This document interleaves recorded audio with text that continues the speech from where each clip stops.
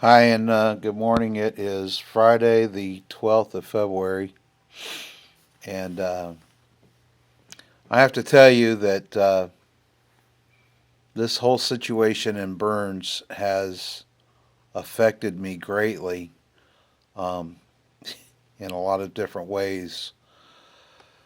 And I've called my congressman several times, and unfortunately, I haven't been able to talk to him. I just talked to his aides, and the last one I talked to, it was just the company line, and I'll tell the congressman you called and blah, blah, blah, blah, blah. So I'm going to share this video. I'm going to send this video to Congressman Nugent as well as share it on Facebook here concerning the events in Burns. Um, let's start with the very beginning of this. Um, when this group of people went to Burns, it was a peaceful protest, a peaceful march, exercising their First Amendment, the right of peaceful assembly, redress, presenting grievances over what they determined to be um, an injustice that was carried out on the Hammonds. Mr. Well, the senior Hammond and the junior Hammond. Um, by them actually double jeopardy. They had already served time for a crime that really they shouldn't have even been uh, serving it to begin with. It was a trumped up charge, and that's probably another video that we'll have to go through. Uh, but let's so the Bundy and some other group of people went out to the refuge and decided to use the refuge as a meeting point or a place of their peaceful protest. That's not against the law. That's public land. It is owned by the people of America, not by the federal government, because Article 1, and I know this has gone on forever and ever and ever now, that I'm sure anybody that's followed this situation out there knows Article 1, Section 8, Clause 17, that says that the government cannot own property, with the exception of forts, ports, depots, and military bases and things like that, plus the ten miles in Washington, D.C. is all they can own. So, with that in mind, um, up to this point, they'd done nothing wrong. They were armed. Well, they have a right to bear arms. And as a matter of fact, in Oregon is an open carry state. So here again, there's no crime committed by anybody in that group. They're on public property with weapons conducting a peaceful protest. No crime. Not one crime. They go into the town of Burns several times, and they go to meetings and hold rallies and try to educate people on the Constitution. And here's the thing: it doesn't matter what the people in that town wanted. That's beside the point. Because they are not allowed to trump or override the constitutional right of those people that were gathered together at the refuge. So, as time goes on, we now get introduced to people operating under color of law. Okay, um, and it's pretty apparent that there was even some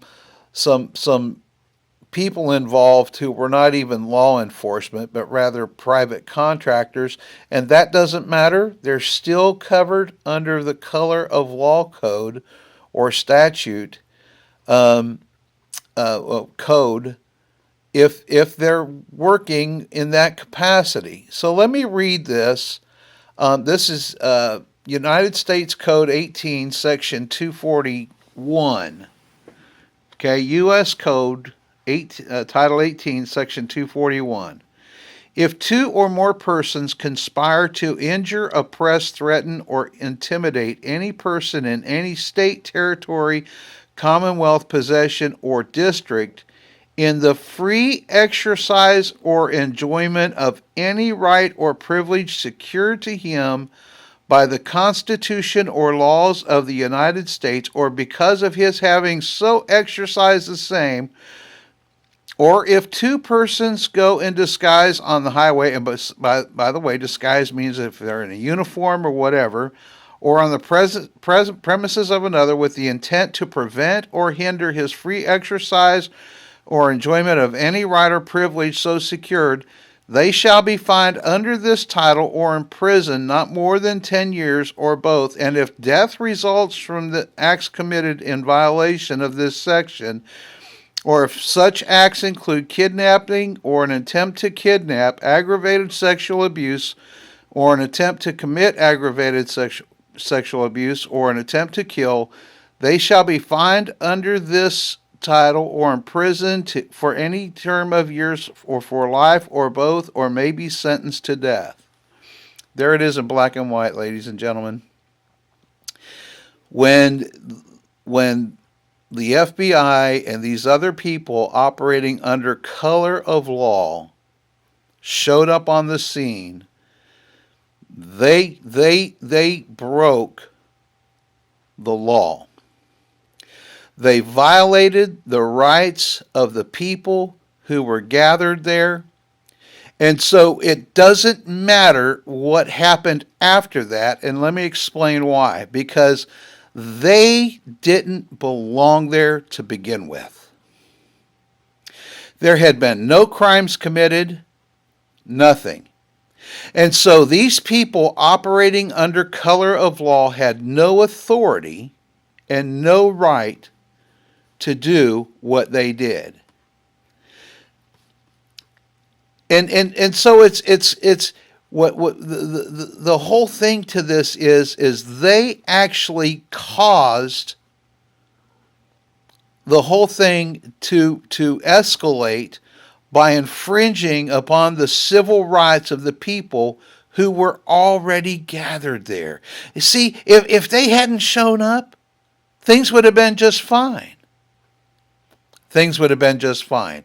If they hadn't done what they did, all right, and so for them to charge these people with these charges of interfering with a federal investigation, that's a bogus charge because they didn't belong there to begin with.